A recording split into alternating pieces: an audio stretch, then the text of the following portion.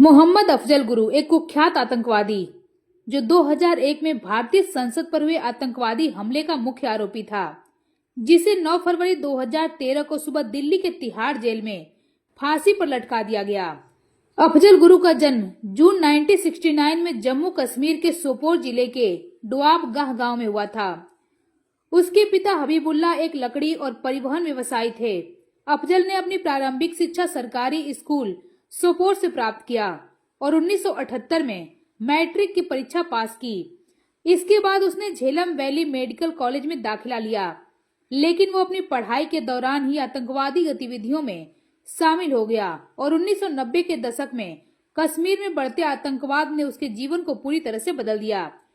1990 के दशक के शुरुआत में जब कश्मीर में हथियारबंद आतंकवाद शुरू हुआ तो अफजल ने आतंकवादी संगठन जैश ए मोहम्मद से संपर्क कर लिया और पाकिस्तान में प्रशिक्षण प्राप्त करने के बाद वापस से आकर जम्मू कश्मीर लिबरेशन फ्रंट का सदस्य बन गया और सोपोर में चरमपंथी गतिविधियों का संचालन करने लगा। 13 दिसंबर 2001 को जैश ए मोहम्मद और लश्कर-ए-तैयबा नामक आतंकवादी संगठनों के 5 आतंकवादियों ने भारत की संसद पर एक घातक हमला किया। इस आतंकी हमले का मुख्य आरोपी था मोहम्मद अफजल गुरु। इस हमले में दिल्ली पुलिस के 5 जवान, एक महिला कांस्टेबल और 2 सुरक्षा गार्ड शहीद हो गए, लेकिन सुरक्षा बलों ने सभी आतंकवादियों को मार गिराया। इस हमले में देश को पूरी तरह से हिलाकर रख दिया, जिसमें कुल 9 लोगों की जान चली गई और 18 लोग घायल हुए। आतंकवादियों ने संसद भवन में घुसने के लिए एक कार का इस्तेमाल किया, जिस पर गृह मंत्रालय और संसद के स्टिकर लगे हुए थे और वह AK-47 राइफल, ग्रेनेड लॉन्चरों और हैंड ग्रेनेड से लैस थे। हमले के समय संसद में कई महत्वपूर्ण नेता और मंत्री उपस्थित थे, लेकिन अधिकांश सुरक्षित रहे। इस घटना ने भारत पाकिस्तान संबंधों के बीच भी तनाव बढ़ा दिया। दिल्ली पुलिस की विशेष सेल ने कार के इस्तेमाल और मोबाइल फोन रिकॉर्ड के आधार पर अफजल गुरु को गिरफ्तार कर लिया।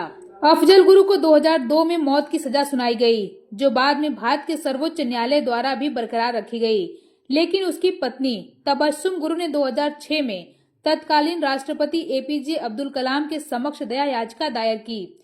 इस याचिका का समर्थन कई मानवाधिकार समूहों और राजनीतिक दलों ने किया, जो मानते थे कि अफजल को निष्पक्ष न्याय नहीं मिला।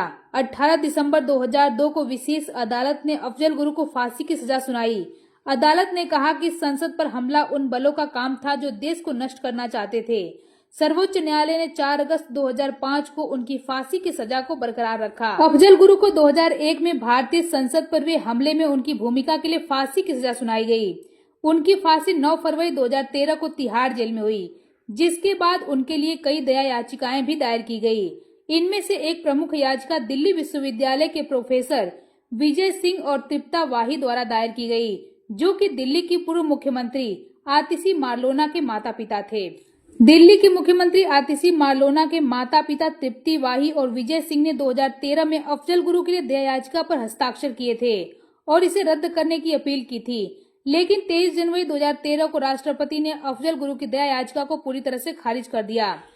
3 फरवरी 2013 को गृह मंत्रालय को राष्ट्रपति द्वारा खारिज की गई याचिका मिली, जिसके बाद 9 फरवरी 2013 को अफजल गुरु को नई दिल्ली के तिहाड़ जेल में सुबह 8 बजे फांसी पर लटका दिया गया, लेकिन इसकी वकालत आज भी समय समय पर सदन से लेकर संसद तक गूंजती रहती है।